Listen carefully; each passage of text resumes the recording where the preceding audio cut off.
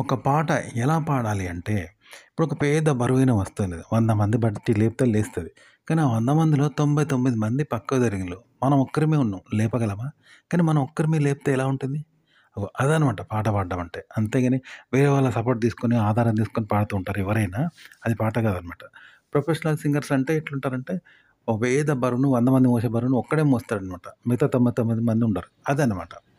అట్లనే మామూలుగా నార్మల్‌గా ఇంట్లల్ల పాటలు మనలాంటోళ్ళు పాట పాడతాం. గొప్పగా పాట పాడతాం. కానీ అది ఎలాంటిదంటే 100 మంది కలిసి ఒక బరువుని లేపితే ఆ 100 మందిలో 99 మంది వేరేటోళ్ళుంటారు. మనం ఒక్కరమే. చూసావా?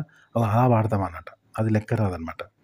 అలాగే ఒక చీకటున్నది. ఒక చీకటిలో అందరు 10 మందుంటే మనం ధైర్యంగా ఉండగలుగుతాం. కానీ ఆ 10 మంది లేరు. ఆ చీకట్లో ఒంటరిగా కొండల నడుమ మనం ఒక్కరమే ఉంటే ఉంటామా? ఉండగలగాలి. అనుకో అప్పుడెలా ఉంటది? పాట అలా పాడాలనమాట. అంతేగాని మిగతా 10 మందితో కలిసి ఉంటే ఎలా ఉంటదో అలా పాడతారు చాలామంది.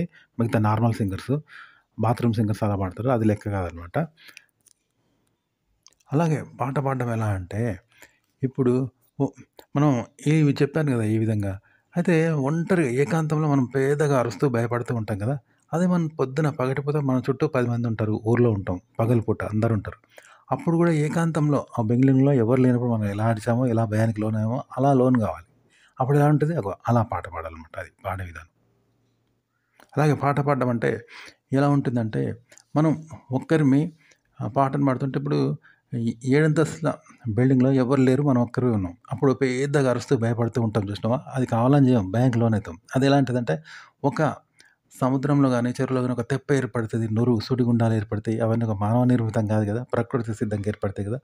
అట్లా ఏర్పడతదన్నట్టు మనలో ఆ భయం అనేది. పాట కూడా అలా ఏర్పడాలి. ఓకే. అంతేగాని మనం తెచ్చిపెట్టుకునేది కాదనమాట. ఇది ఎలా ఉంటుందంటే, ఇప్పుడు మనకు తమిళ్, మలయాళం, కన్నడం, ఉర్దూ భాష మనకు తెలుసా? ఆ భాష పదాలు, అక్షరాలు, ఉచ్చారణ ఏది తెలీదు. దాని అర్థం గూడా తెలీదు. అలా ఉంటది. ఇప్పుడు మనం పాడే తెలుగు గూడా ఇలా ఉంటదనమాట మనకు. అట్లుంటది.